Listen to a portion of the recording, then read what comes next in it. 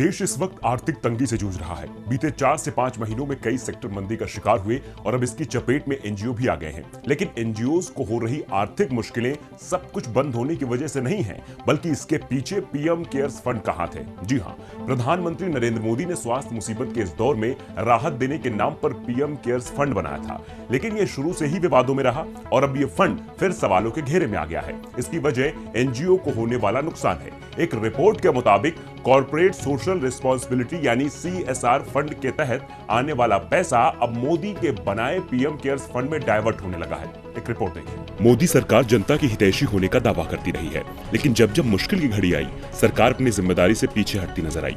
ताजा मिसाल स्वास्थ्य मुसीबत के वक्त गठित पीएम केयर्स फंड की है, जिसमें सरकार ने जनता से ही पैसे मांगने शुरू कर दिए। पीएम मोदी के बनाए इस फंड की बीजेपी नेता तारीफ कर रहे हैं और इसे नायाब पहल बता रहे हैं, लेकिन इस पहल ने सोशल सेक्टर के एनजीओज की परेशानी बढ़ा दी है, क्योंकि सीएसआर के तहत विभिन्न क्षेत्रों में काम कर रहे एनजीओ को मिलने वाला दान अब पीएम केयर्स फंड में जाने लगा है।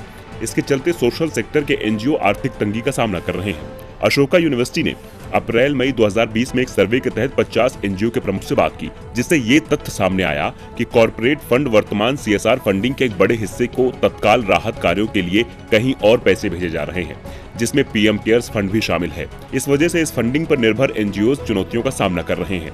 वहीं डर ये भी है कि आने वाले दिनों में मुनाफा कम होने के कारण सीएसआर बजट भी बहुत कम हो जाएगा, जिससे एनजीओ के द्वारा होने वाले सामाजिक कल्याण के कामों पर असर पड़ेगा।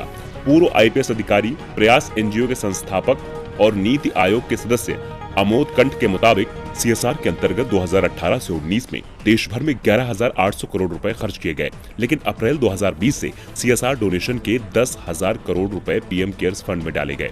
आमोद कंठ ने बताया, एक सार्वजनिक क्षेत्र की इकाई ने पहले हमें 2,50,000 रुपए दिए, लेकिन जब हमने 2,50,000 रुपए की दूसरी किस्त मांगी तो उन्होंने कहा कि हमने उस पैसे को पीएम केयर्स फंड में दे दिया है। ये इस बात का संकेत है कि सीएसआर का पैसा पीएम केयर्स फंड में भेजा जा रहा है।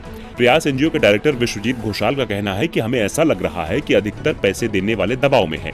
पीएम केयर्स फंड के कारण या देश के प्रति प्रतिबद्धता के कारण उनका रेस्पॉन्स या हमारे लिए सपोर्ट 50% हो गया है। इन बयानों से साफ है, पीएम मोदी फंड लेकर खुद तो वाहवाही लूट रहे हैं, लेकिन जो एनजीओ गरीब जनता के लिए काम करते हैं वे अब सोच में पड़ गए हैं कि सामाजिक कल्याण के अपने काम को वो आगे कैसे जारी रखेंगे।